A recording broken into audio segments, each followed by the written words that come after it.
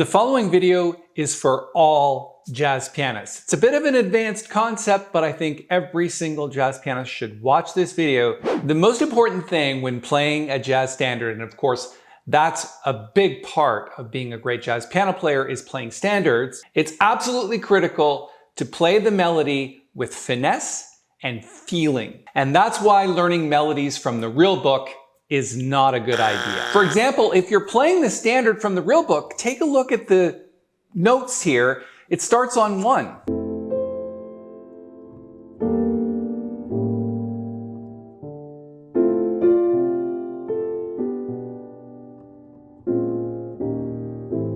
I think it's okay to get a general sense of the melody from the real book, but learning it from there is too straight and it's not going to make you a great player. The concept that I'm going to talk about in this video is not taught or talked about by teachers. In fact, in my entire jazz life, no one has ever introduced me to this concept, but that doesn't make it any less important. In fact, I think it's the most critical thing that you need. So what is it I'm talking about when it comes to playing standards?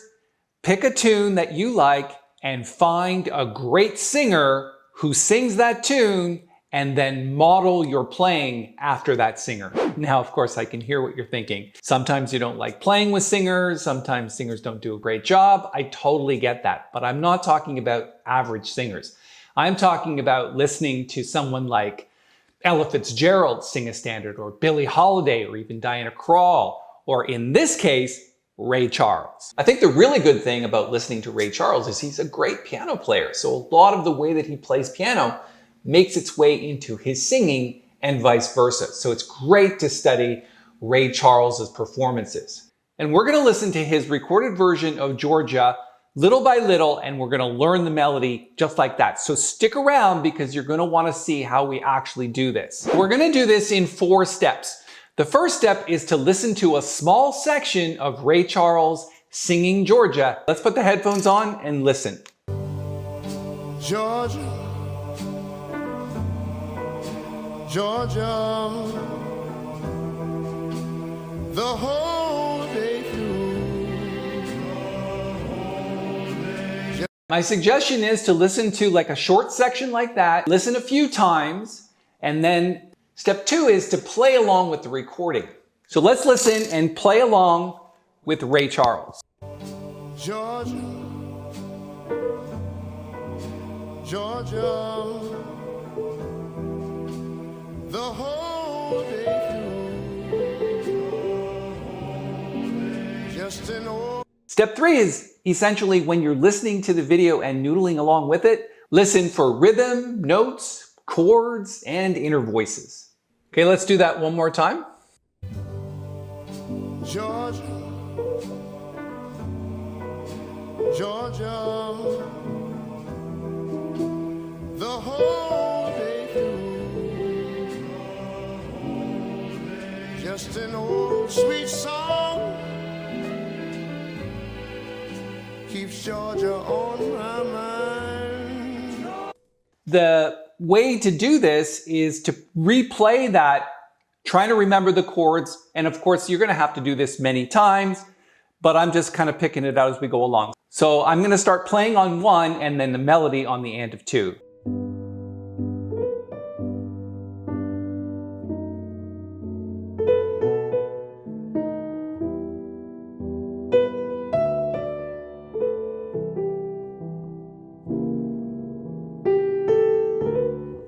And then we need to go back and listen to it again in that section to hear what he's doing there.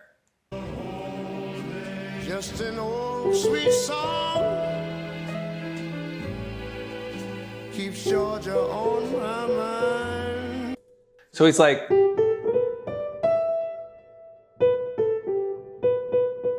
something like that.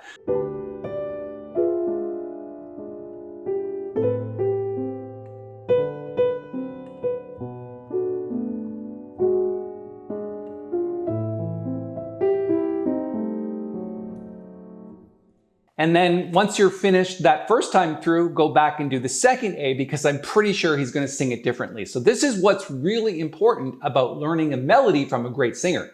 It's never sung the same way twice. So you really want to listen to it the second time around to hear the differences. So let's keep going. I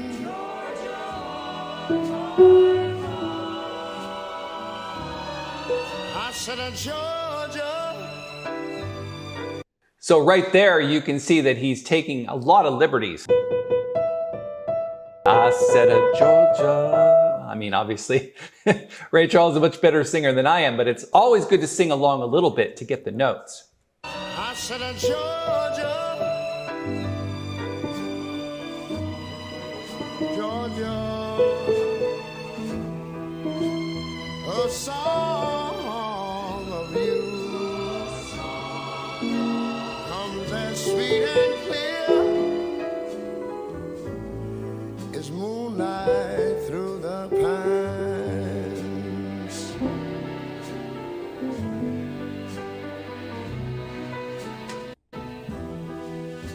So again, it may take you a few times through listening to it to kind of get a sense of how he's singing it, the extra notes that he's adding it, where he's bending notes. For example, in that section, he did blues.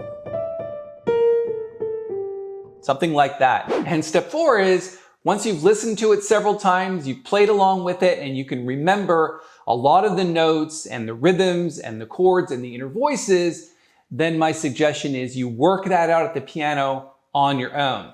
And when you're finished, you should end up with something that sounds like this.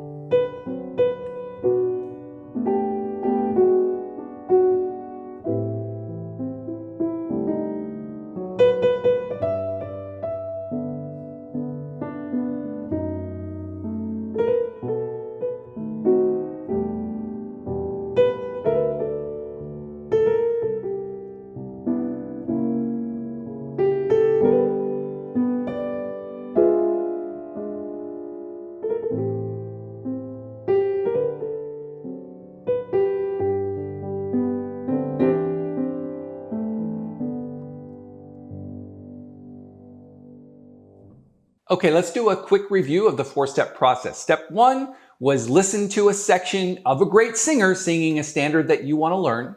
Step 2 is to play along with that recording. Step 3 is, as you're playing along, listen for the rhythm, the chords, the notes, and even the inner voices. And then step 4 in this process is, once you've listened to it several times, play it on your own on the piano. Try to filter in everything that you learned, add a little bit of your own chords to it as well. But basically, take as much as you can from that singer and put it into your playing. Thanks again for your time. If you liked the video, give it a thumbs up. And if you'd like to subscribe, we'd love to have you. And if you're looking for more technical things to do, I've recently done a video about the great standard, All the Things You Are. I'll put a link to that video up here in the corner where I talk about descending tritone substitutions.